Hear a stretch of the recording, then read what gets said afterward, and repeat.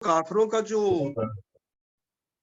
جو قوم تھی جو کافروں کی جو تھی مکے میں، ان لوگوں کو اپنے طاقت پر، اپنے بل بوتے پر، اپنی ان کی جو مالی حیثیت تھی اس پر بڑا ناز تھا، حالانکہ وہ ان کے سامنے کچھ بھی نہیں تھے.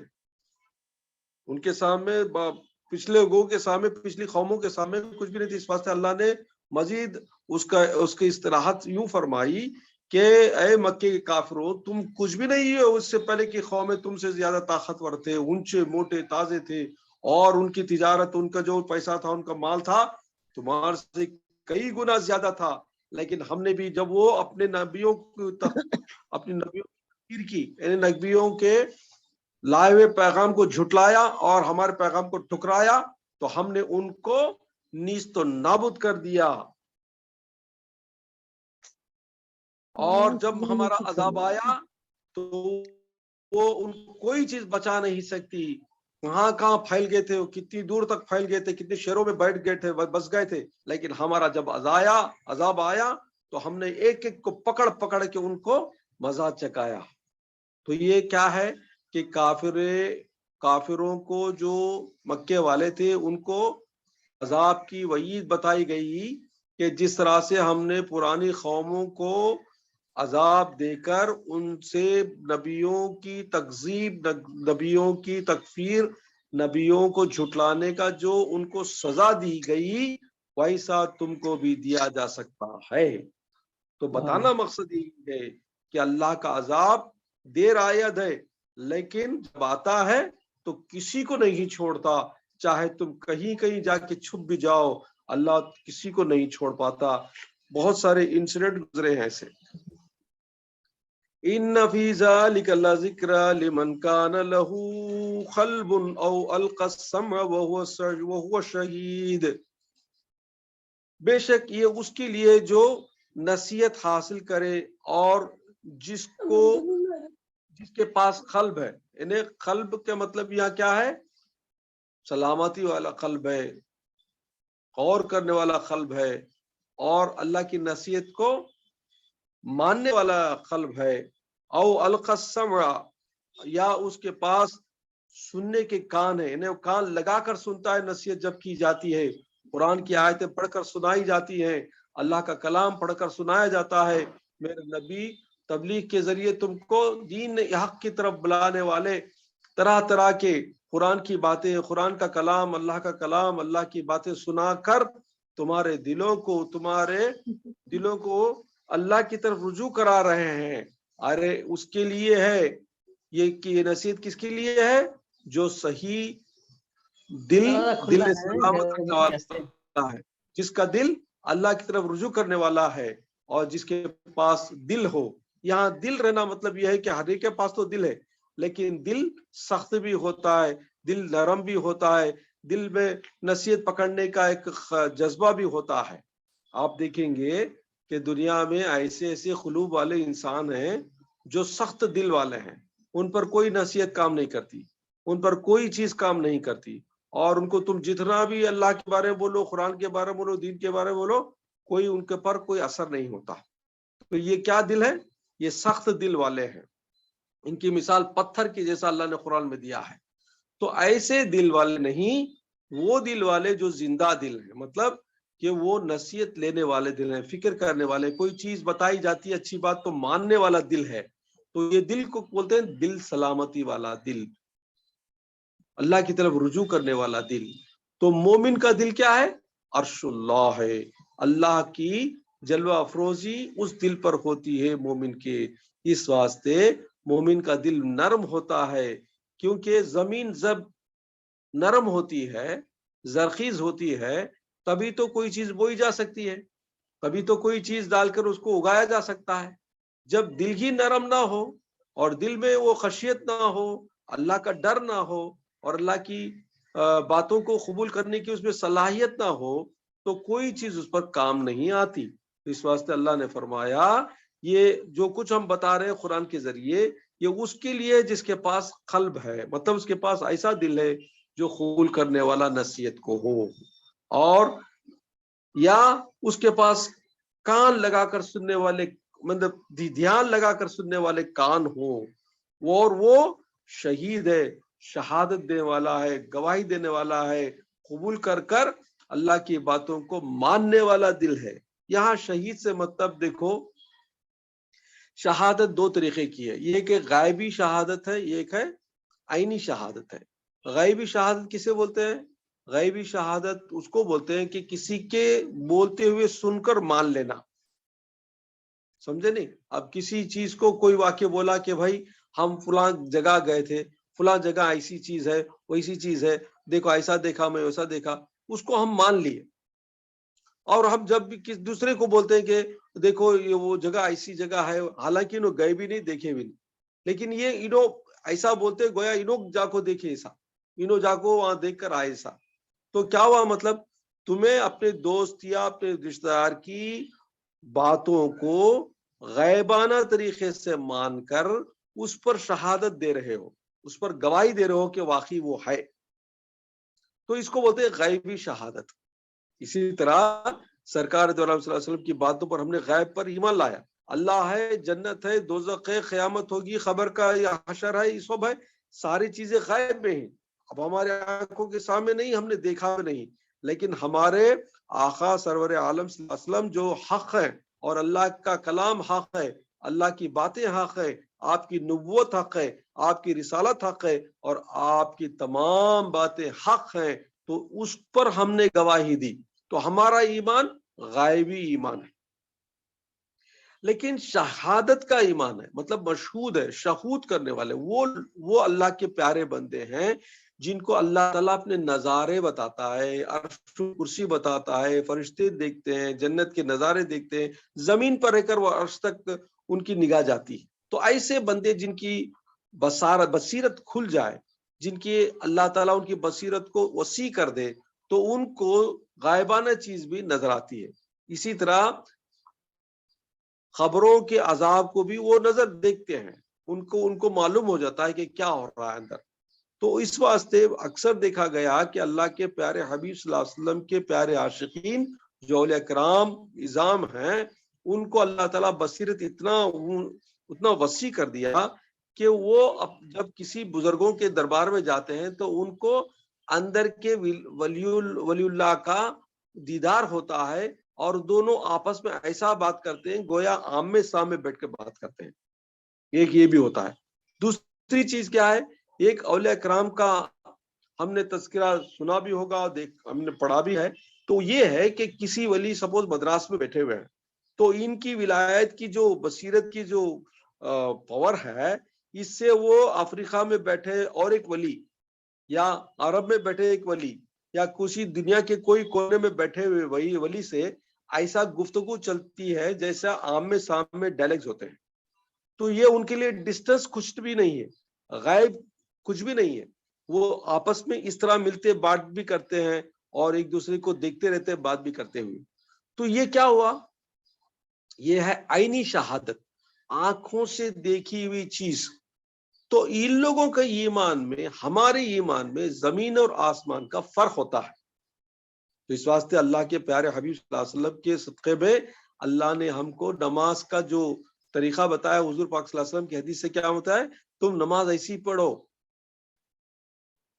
تم نماز ایسی پڑھو کأنک تراہ، جیسے کہ تم اس کو دیکھ رہے ہو۔ کس کو؟ اللہ کو دیکھ رہے ہو۔ وَإِن لَّمْ تَرَاهُ، اگر تم نہیں دیکھ پاتے اس سے، تو اتنا تو خیال کرو کہ ہوا ترا کا، یعنی وہ تم کو دیکھ رہا ہے۔ تو اتنا خیال کرو نماز میں کہ اللہ تم کو دیکھ رہا ہے۔ یہ سیکنڈ درجہ ہے۔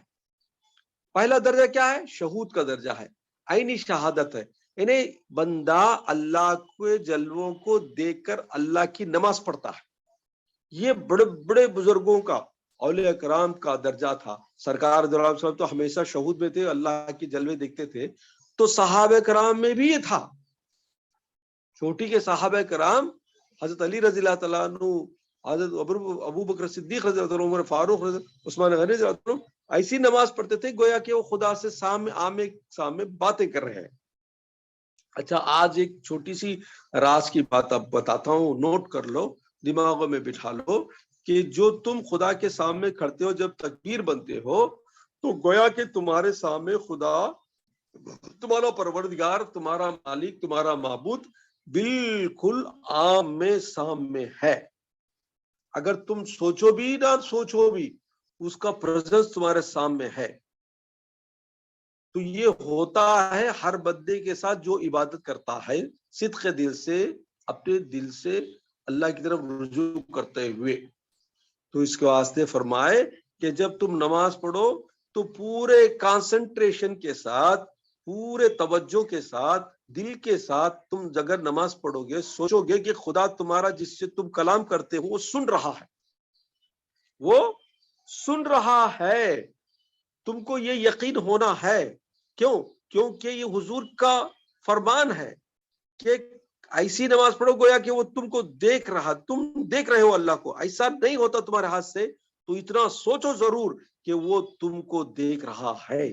تو میرے حضور کی بات، میرے حضور کا قول حق ہے. تو دونوں میں سے ایک چیز ہونا ہے. یا تو تم دیکھ کر نماز پڑھتے ہو، بہت بڑا درجہ ہے.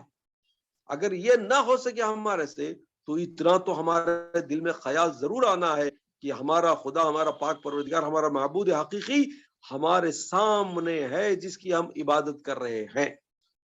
اگر یہ خیال دل میں آ جائے تو تمہارے دل میں نہ وسوسے آنے چاہیے، نہ تمہارا دل ادھر ادھر بہکنا چاہیے، نہ تمہارا دماغ ادھر ادھر جانا چاہیے.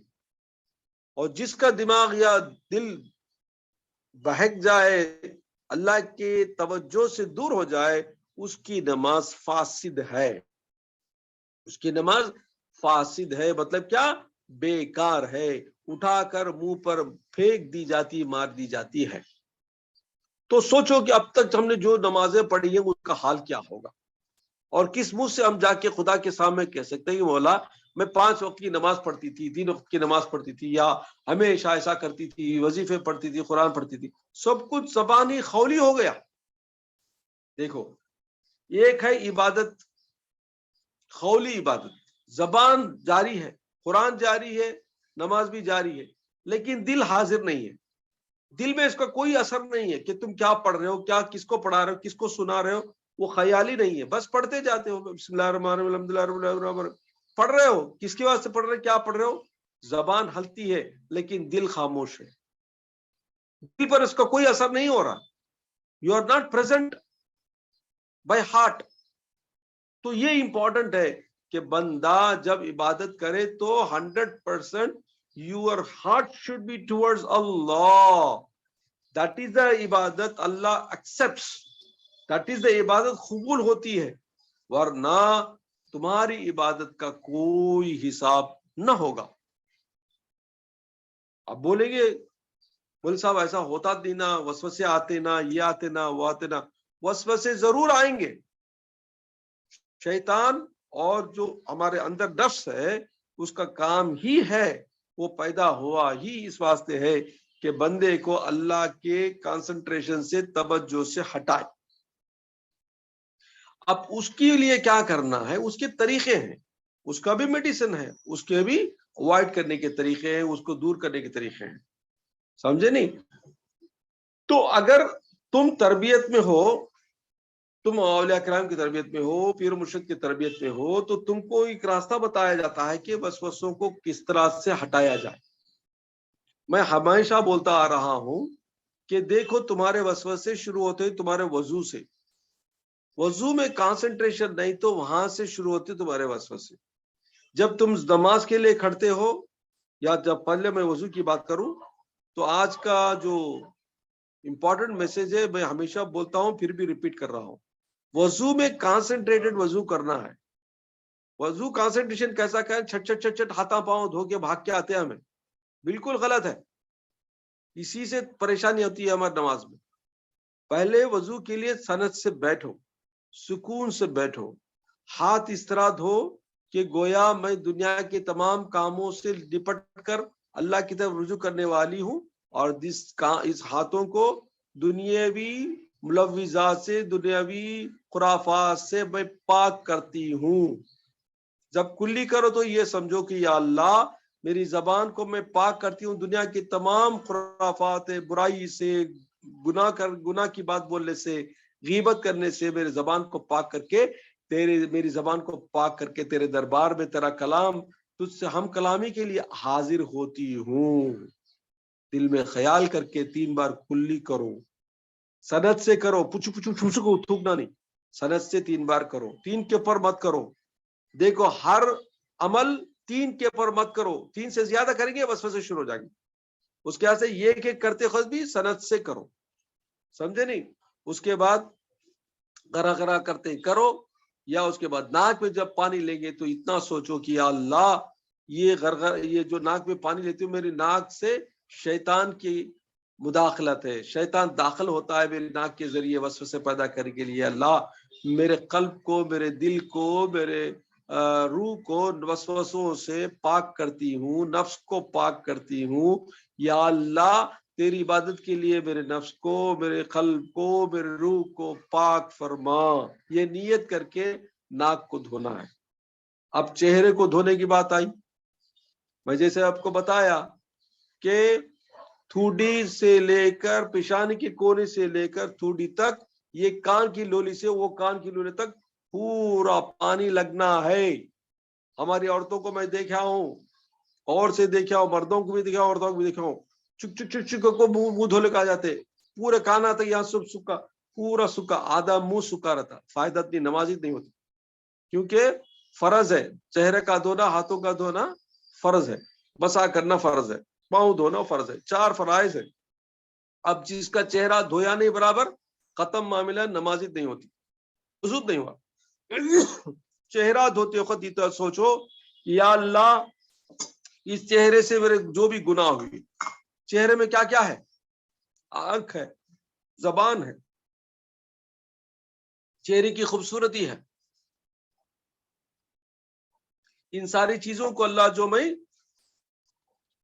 ایکسپوز کی ہوں، یا اللہ ان سے جو بھی گناہ ہو ان سے میں پاک کرتی ہوں اپنے آپ، چہرے کو تیرے سامنے حاضر کرنے کے لیے پاک کرتی ہوں۔ دل میں خیال کرو، 3 مرتبہ سے مت دھو، 3 مرتبہ سند سے دھو۔ پھر سیدھے ہاتھ اور دائیں ہاتھ کو جب دھویں گے تو یہ سوچو کہ اللہ ان ہاتھوں سے جو بھی میں گناہ کی ہوں، جو بھی میں غلطی کی ہوں، ان سب سے میں پاک کرتی ہوں اپنے ہاتھوں کو، تیرے راستے میں ان ہاتھوں کو استعمال کر کے دین کو، میرے دین کے کاموں میں استعمال کرنے کے لیے، اور تیری عبادت کے لیے ان ہاتھوں کو میں پاک کرتی ہوں۔ اسی طرح جب مسا کرو گے تو دونوں ہاتھوں کو بھگا کر 3 انگلیاں رکھ کر اپنے سر سے پورا سر کو پھیرو، چھٹ چھٹ چھٹ چھٹ نہیں کرنا، غلطی کرتے۔ پھر بھی دیکھو میں کیسا کرتا ہوں، 3 انگل پورا پانی میں ہاتھ ڈالو، جھٹکو نہ کو، پانی رندے، 3 انگلیاں کو پکڑو اور اٹھاؤ، پیشانی کے کونے سے لے کر پورا سر پھیرو، پھر کو ہو سکے تو واپس لاؤ، تو بالک کلتے بول کو ایسا پورا لے جاؤ، لے جا کو 2 انگلیوں میں پانی رہے گا، یہ کان اچھا فل پھیرنا، ایسا پھر کو 2 انگوٹھے کا پانی، یہ کان کے پیچھے، یہ کان کے پیچھے، یہ پیچھے کا پانی رنگا، گردن کے پیچھے ایسا، گردن کے پیچھے ایسا، یہ کریکٹ مسا، سمجھے؟ فرض یہ، اگر اس میں کوئی غلطی ہوگی تو چلو ختم، وضو بھی نہیں ہوتا، نماز بھی نہیں ہوتی۔ اس کے بعد جب پاؤں دھویں گے، سیدھا پاؤں دھوں گے، انگلیوں کے بیچ میں بھی خلال کرنا، چھوٹی انگلی سے خلال کرنا، سمجھے؟ رائٹ ہے لیفٹ ہے تو رائٹ پاؤں اور لیفٹ پاؤں دھوتے خود خیال کرو یا اللہ ان پاؤں سے جو بھی میں گناہ کے کام کی ہوں، گناہ کی جگہ گئی ہوں، گناہ کام کری ہوں، 300 میں پاک ہوتی ہوں، گناہ کو معاف فرما، اور ان قدموں کو صراط مستقیم پر قائم فرما، اللہ ان قدموں سے جنت میں داخلہ فرما۔ دل میں خیال کرو، بولتے جاؤ، اس کے بعد 3 مرتبہ سیدھا پاؤں، 3 مرتبہ دو پاؤں دھو کے سیدھا باہر آؤ، ہلو آؤ، کیا بھی جلدی نہیں، آؤ، ٹائم نہیں، کہاں بھی جاتا نہیں، وہاں تھا، باہر آ کو جب پہنچیں گے تو پہنچتے ہوئے دعا کرو، اشہد ان لا الہ الا اللہ واشہد ان محمد عبدہ ورسولہ، پہلا۔ اس کے بعد اللہم اجعلنی من المقربین، اللہم اجعلنی من التوابین واجعلنی من المتطہرین، اور آگے بھی بول سکتے اللہم اجعلنی من اللہم اجعلنی من التوابین واجعلنی من المتطہرین واجعلنی منہم لا خوف علیہم ولا هم یحزنون. بول سکتے نہیں آتا؟ اللہم اجعلنی من التوابین ومن المتطہرین، یا اللہ مجھے توبہ کرنے والے اور پاک بندوں میں اٹھا. مطلب اچھا بنا بول سکتے. اور آگے کیا پڑھنا؟ اعوذ باللہ من الشیطان، پورا پوچھتے پوچھتے پڑھتے جاؤ، منہ چپ کے رہتا نہیں وضو کے بعد، منہ چپ کے رہ سکو پڑھتے جاؤ، پوچھتے پوچھتے پڑھو. بسم اللہ الرحمن الرحیم، انا انزلناه فی لیلۃ القدر ما ادراک ما لیلۃ القدر لیلۃ القدر خیر من الف شہر تنزل الملائکۃ والروح فیہا باذن ربہم من کل امر سلام ہی حتی مطلع الفجر. ایک مرتبہ پڑھے تو وضو کے بعد صالحین بندوں میں تمہارا قیامت میں حشر ہوگا. سنتے کیا؟ نوٹ کرو. اور اگر 2 بار انا انزلنا پڑھو گے تو تمہارا حشر صدیقین و شہداء میں ہوگا. اگر 3 مرتبہ انا انزلنا پڑھو گے تو تمہارا حشر قیامت میں انبیاء کرام اور رسولوں میں ہوگا. ہم کرتے کیا؟ باغ کو آتے ڈمال کو اللہ اکبر بولتے. نہیں کرنا. وضو کر لیے سند سے مصلی کے پرانا، پہلے 2 منٹ کھڑو، باڈی کو سکون دیو، باڈی حدر لے کو آتی اندر سے، وضو گزو کر کو دال کی چار کی کھانا کی چولہے پر رکھو، نماز نکو پڑھو، چولہا آف کر کو پورا کام کر کو سند سے پڑھو.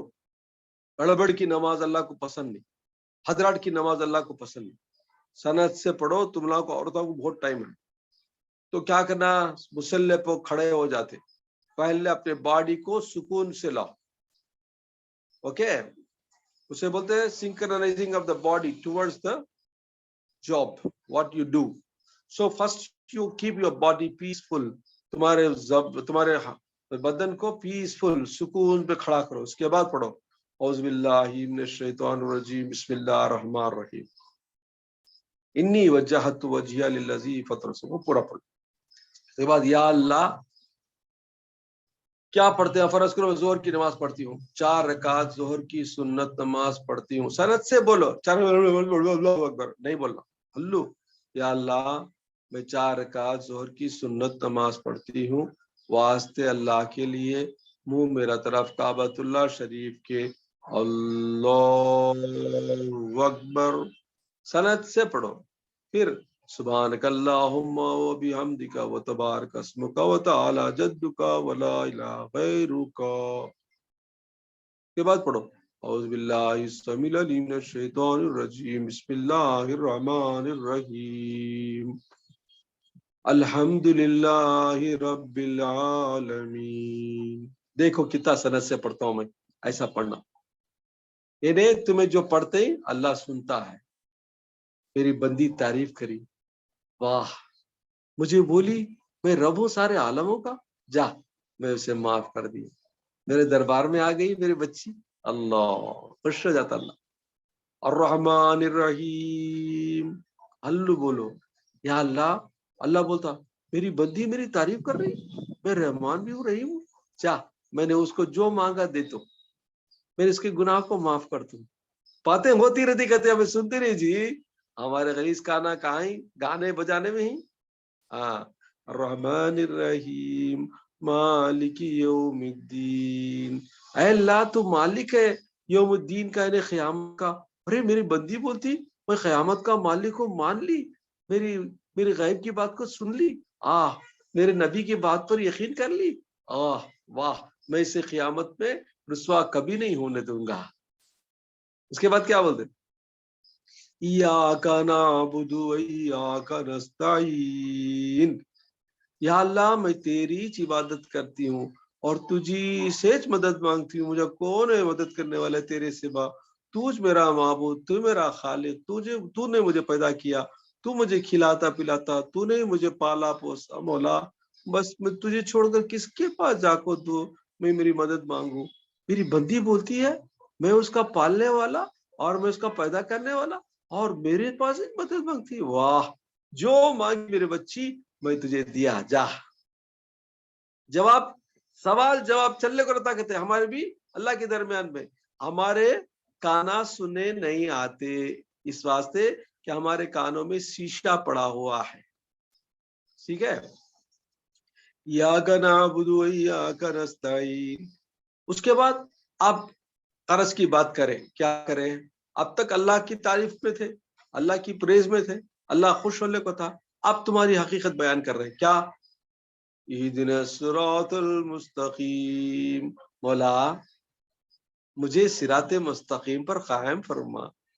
اے اللہ وہ راستہ پر مجھے چلا، وہ راستے پر مجھے تو قائم فرما جس کو تو پسند کرتا ہے. وہ راستہ تیرے نبیوں کا راستہ، وہ راستہ جو جنت کا راستہ ہے، اس پر مجھے ہمیشہ قائم فرما. شیطان کے شر سے بچا، نفس کے شر سے بچا، دنیا کے تمام لغزش و غلطیوں سے بچا. مولا اس راستے پر مجھے قائم فرما. تو بندی جب بولتی ہے تو مولا خوش ہوتا ہے، میری بندی میرے پاس میرے راستے پر آنا چاہتی ہے، جا میں تجھے ہدایت دیتا ہوں. پھر بولتی ہے اہدنا الصراط المستقیم صراط الذین انعمت علیہم. یا اللہ وہ راستے پر چلا جس پہ چل کو میرے سے پہلے انبیاء اکرام، صالحین بندے، تیرے اولیاء اکرام سب بھی انعام تیرا حاصل کرے، تیری رضا حاصل کرے، اور تیرے درجات حاصل کرے، اور تیری محبت حاصل کرے، تیری معرفت حاصل کرے. اے اللہ مجھے ویسے راستے پر چلا. اللہ بندی بولتی ہے تو اللہ بولتا ہے ہاں بیٹی تو ڈر نہ کھو، میں تجھے اسی راستے پر رکھوں گا جس پر میرے نبی، میرے صالحین بندے، میرے اولیاء اکرام، میرے مقرب بندے چلے، اسی راستے پر میں تجھے رکھوں گا. اللہ جواب دیتا ہے. اور اس کا آگے بات کیا بولتی؟ صراط الذین انعمت علیہم غیر المغضوب علیہم. یا اللہ وہ راستے پر رکھو اللہ جس پر تو نے غضب کیا. مطلب کیا؟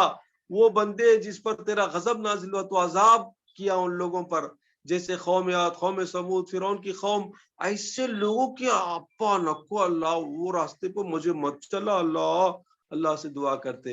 اور غیر المغضوب علیہم ولا الضالین، اور گمراہ والے لوگ، یعنی جو تیری نصیحت، تیری کلام کو بھی پڑھ کر بھی گمراہ ہو گئے، جیسے یہود و نصارہ.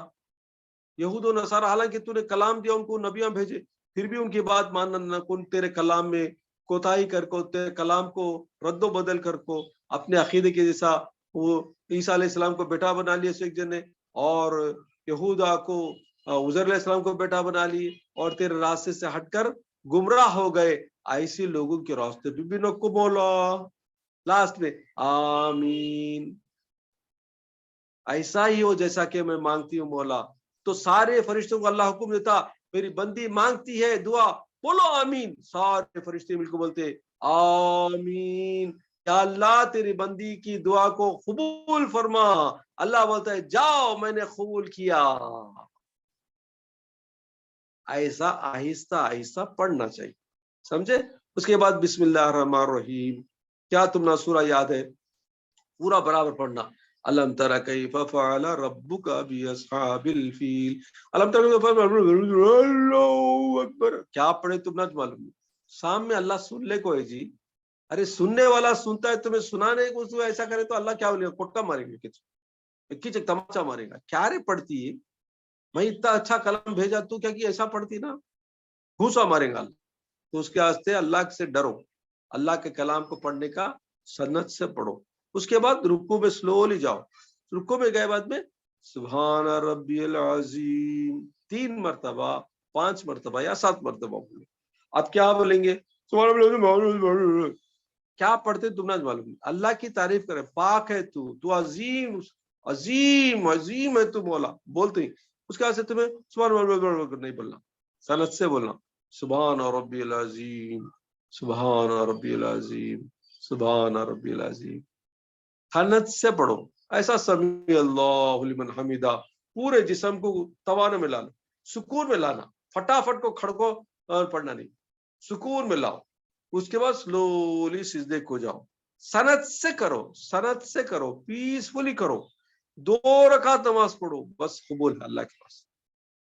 10 रकात 20 रकात पढ़ को फायदा, 2 रकात की 4 रकात के पढ़े तो भी सनत से पढ़ो, ठंडा पढ़ो, सुकून से पढ़ो, अल्लाह ताला इसे कबूल करता है। ओके, ट्राई करो। ये आपको बोलना आसान है, लेकिन हमने भी बहुत प्रैक्टिस के बाद अल्लाह ताला थोड़ा थोड़ा इस बंदे को भी दे रहा है। मतलब ये कि ये प्रैक्टिस से आती है, सालों की जद्दोजहद से, स्ट्रगल से आती है, सबको जल्दी हासिल नहीं होता, क्योंकि शैतान और नफ्स हमना सुकून देना नहीं चाहता, अल्लाह की तरफ से हटाना चाहता। ओके, उसके अगेंस्ट जाना को तो बड़ा सताता, उन्हें दिल में गलाटे लाता। ओके, यहाँ फरमाया गया लिमन कान लहू खल्बुन औ अलकसम व हुवा शहीद। 3 चीजों का जिक्र है। ये कल्ब सलीम, सलामत वाला कल्ब, दिल ऐसा हो नसीहत हासिल करे, अल्लाह की तरफ रुजू करे, अल्लाह की नसीहत, अल्लाह की बातों को मानकर उस पर ईमान लाए और उस पर अमल करे। और दूसरा क्या, या उसके पास कान लगाकर सुनने, दिल लगाकर, ध्यान लगाकर सुनने वाले कान हो। यानी कान ऐसे हैं जो हमारे क्या है, नसीहत की तरफ लगाते हैं। हमारे कान गानों की तरफ या दिल्ला की तरफ या दुनिया की तरफ जल्दी लग जाते, अल्लाह का कलाम की तरफ, अल्लाह की बातों की तरफ, कुरान की तरफ या नसीहत की तरफ या हदीस की तरफ हमारे कान नहीं लगते। तो अल्लाह यहाँ कान का मतलब इस बात से समझाया कि कान एक इनपुट है to the heart, very important tool है हमारे लिए। क्या, हमारे कान हमारे लिए दीन हक की बातों को सुनने के लिए बनाया गए हैं, अल्लाह के कलाम को सुनने के लिए कान बनाए गए हैं, नसीहत और कुरान की बातों को सुनने के लिए कान बनाए गए। इन कानों को हम गीबत के लिए, दूसरों की बातें सुनने के लिए, दूसरों के लिए बुराई बोलने के लिए, सुनने के लिए कान नहीं दिए गए। याद रखो, कानों का तुम मिसयूज कर रहे हो। कानों को अल्लाह ने तुम्हारे लिए नसीहत के लिए, कुरान के लिए, दीन के लिए और अच्छी बातें सुनने के लिए दिया है, ना कि तुम्हारे दुनिया की गलाजत के लिए, बुराई के लिए, गीबत के लिए, दूसरों की बुरे बातें सुनने के लिए, गाली गलौज के लिए नहीं दिए गए। समझे नहीं? तो उसके वास्ते कानों को भी तुम हिफाजत करना चाहिए। वो कान जो ध्यान दे अल्लाह की तरफ, अल्लाह यहाँ से हमने यहाँ बता रहा है। वो शहीद, और वो जो शहादत दे, मैं आपको बताया कि एक तो गायबी शहादत हुई, एक तो आईनी शहादत हुई। आईनी शहादत हासिल करना बहुत मुश्किल है, लेकिन जाने जाने वो भी मिलती है अगर तुम ज्यादा से ज्यादा तवज्जो करो अल्लाह की तरफ। अल्लाह आगे फरमाता है, वलक़द खलक़ना समावाति वल अर्द वमा बैनहुमा फी सित्तति अय्याम, और हमने बनाए आसमानों और जमीन को 6 दिनों में। हमने बनाए आसमानों और जमीन को और उसके दरमियान में जो भी चीजें हैं 6 दिनों में बनाए। अब यहाँ अल्लाह के लिए 6 दिन क्या ही खूब, अल्लाह खाली कुन बोला तो सब हो जाते नहीं क्या? अल्लाह के लिए कुदरती चीज है, तो उसका जो हुक्म है कुन, खाली एक हुक्म है, हो जा, फयकून, हो जाता है, फौरन हो जाती चीज। तो अल्लाह के लिए 6 दिनों की क्या जरूरत थी कि 6 दिन में जमीन और आसमान को पैदा किया? इतना टाइम कहीं को लग गया? तो टाइम अल्लाह के लिए लग गया। मैं पहले ही बताया आपको कि process of formation of the earth, process of formation of the atmosphere, planets, globe, ये सारी चीजें टाइम कंज्यूमिंग है। मतलब ये है कि जमीन में एक जगह पहाड़, एक जगह दरिया, एक जगह मादनियात, एक जगह माइंस, एक जगह सोना, एक जगह सिल्वर, एक जगह जो डिस्ट्रीब्यूशन ऑफ अर्थ है, एक जगह एप्पल उगने की मिट्टी, एक जगह अनानास, एक जगह अखरोट, एक जगह, यानी जहां जहां जो चीज फैलना है, जो चीज करना है, जमीन को उस चीज जगह की प्रोसेस ऑफ फॉर्मेशन बोलते हैं। So process of formation took time.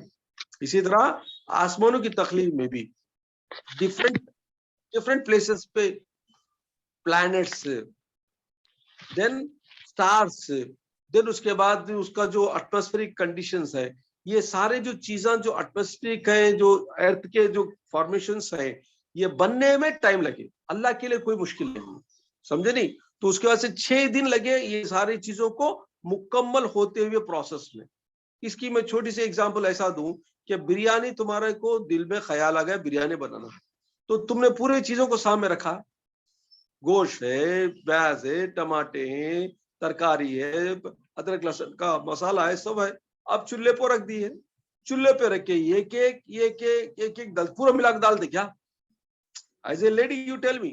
So biryani process है, 1 or 2 hours 3 hours की प्रोसेस है वो, तो 3 hours के बाद ही बिरयानी मुकम्मल होती नहीं, हालांकि तुम्हारे पास पूरे आइटम्स है, पूरे आइटम्स तुम्हारे पास रेडी है, लेकिन बिरयानी बनाने के लिए ये प्रोसेस करना पड़ता, पहले तेल डालना, उसे गर्म करना, उसके बाद प्याज डालना, उसके बाद मसाला डालना, अदरक लहसुन डालना, उसमें बघारना, उसके बाद ये डालना, उसके बाद गोश्त डालना, उसके बाद यानी एक एक प्रोसेस, एक एक चीज डालने के बाद ही वो टेस्ट आता है। ऐसा जमीन और आसमान और तमाम एटमॉस्फेरिक जो भी फॉर्मेशंस है, उसके लिए एक एक चीज एक एक टाइम के बाद ही रखना पड़ता, एक एक टाइम के बाद ही जो प्रोसेस कंप्लीट होता। तो ऐसा अल्लाह ताला के लिए टाइम की कोई जरूरत नहीं थी, लेकिन formation and the process of completion of the total complexity of this earth and the skies and the atmospheric conditions took time to formulate, and process completion took time. अल्लाह के लिए कोई इसकी जरूरत नहीं थी, तो अल्लाह हुक्म किया तो सारे आइटम्स जमा हुए, सारे आइटम्स फॉर्म हो गए। उसके वास्ते यहाँ पर 6 दिन का जो हिसाब बताया गया। अच्छा, वमा मस्सना मिन लुगूब, और इससे अल्लाह को कोई थकान ही नहीं हुई। मतलब अल्लाह का क्या काम है, अल्लाह खाली हुक्म किया तो ऑटोमेटिक प्रोसेस बनते गए, ऑटोमेटिक वो जगह से जमते गए, तो अल्लाह के लिए इसमें कोई थकान भी नहीं, उसमें कोई तकलीफ भी नहीं हुई इसको। फस्बिर अला मा यक़ूलूना वसब्बिह बिहम्दि रब्बिका क़ब्ल तुलूइ शम्सी व क़ब्ल अल-ग़ुरूब। अल्लाह ताला अपने प्यारे नबी सल्लल्लाहु अलैहि वसल्लम को सब्र की तलकीन देते हुए फरमाता है, मेरे प्यारे हबीब, ये जो बकते हैं तुम्हारे सामने कुरान की बातों को झुटलाते हैं, बोलते हैं कि क्या मरने के बाद उठाए जाएंगे, क्या क़यामत आएगी, क्या अल्लाह ये पैदा करे, क्या अल्लाह, यानी ऐसी गलीज गलीज गंदे गंदे बातें बोलते हैं, तुम्हारे दिल को तकलीफ पहुंचती है, तो आप एक काम करो, सब्र करो। फस्बिर अला मा यक़ूलूना, आप सब्र कीजिए जो कुछ भी वो बोलते हैं। और क्या फरमाया, वसब्बिह बिहम्दि रब्बिका क़ब्ल तुलूइ शम्सी व क़ब्ल अल-ग़ुरूब, और अल्लाह की तस्बीह बयान करते रहो, और तस्बीह के साथ उसकी हम्द बयान करते रहो तुम्हारे रब की। कब? क़ब्ल तुलूइ शम्सी, यानी सूरज निकलने से पहले, तुलूइ शम्स से पहले, और क़ब्ल अल-ग़ुरूब, ग़ुरूब होने से पहले। यहाँ 2 नमाजों का तज़किरा है। सूरज निकलने से पहले कौन सी नमाज? फजर की नमाज। सूरज गुरूब होने के पहले कौन सी है? मगरिब की नमाज। तो यहाँ फजर और मगरिब का जो क़ब्ल अल-ग़ुरूब कौन सा? गुरूब से पहले का तो असर की नमाज। फजर और असर की जो नमाजों का जो तज़किरा यहाँ है, ये खासकर ऐसी इंपॉर्टेंट नमाजें हैं जिनके बारे में बहुत फजीलतें हैं, समझे नहीं? फजर और असर, ये 2 नमाजों को जो पढ़ता है उसके रिज़्क़ में हमेशा बरकत होती है, उसको हमेशा कामयाबी होती है, दुनिया में उसे इज्जत मिलती है, दुनिया में हर तरीके की अल्लाह ताला उसको सहूलतें देता है, हर बला से, हर बीमारी से उसको बचाता है। बहुत सारी फजीलतें हैं फजर की नमाज में और असर की नमाजों में, जोड़ों में ताकत आती है, और बहुत सारी चीजें हैं, और इसमें बोलता जाऊं तो काफी टाइम लग जाएगा।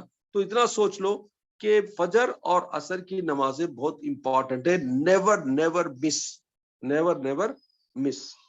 ओके, और अल्लाह फरमाता है कि नमाजों के साथ साथ क्या फरमाया, देखो अल्लाह फरमाता है वसब्बिह बिहम्दि रब्बिका, तो आप क्या करो, तस्बीह बयान करते रहो, अल्लाह की तारीफ बयान करते रहो। यानी तस्बीह और हम्द क्या है? जिक्रुल्लाह है, अल्लाह का जिक्र, अल्लाह की तस्बीह, यानी सुभान अल्लाह वल्हम्दुलिल्लाह वला इलाहा इल्लल्लाहु अकबर पढ़ते रहा करो। और क्या करना, अब यहाँ पर जो तस्बीह की जो ताकीद आई है हदीस के जरिए से, वो ये है कि हर नमाज के बाद अगर कोई 33 टाइम्स सुभान अल्लाह, 33 टाइम्स अल्हम्दुलिल्लाह और 33 टाइम्स अल्लाहु अकबर और एक बार ला इलाहा इल्लल्लाह वहदहु ला शरीका लहू लहुल मुल्क व हुवा अला कुल्ली शैइन क़दीर पढ़ लिया, तो उसको पूरे गुनाह ऐसा माफ हो जाते जैसे कि समंदर की झाग, यानी समंदर में जो कफ आता देखो, उतने गुनाह ये तो भी अल्लाह माफ कर देता कहते। तो हर नमाज के बाद ये तस्बीह पढ़ा करो। इन तस्बीहात का नाम क्या है? तस्बीहात फातिमा, नोट कर लो, इसका नाम क्या है? तस्बीहात फातिमा रज़ी अल्लाह तआला अन्हा।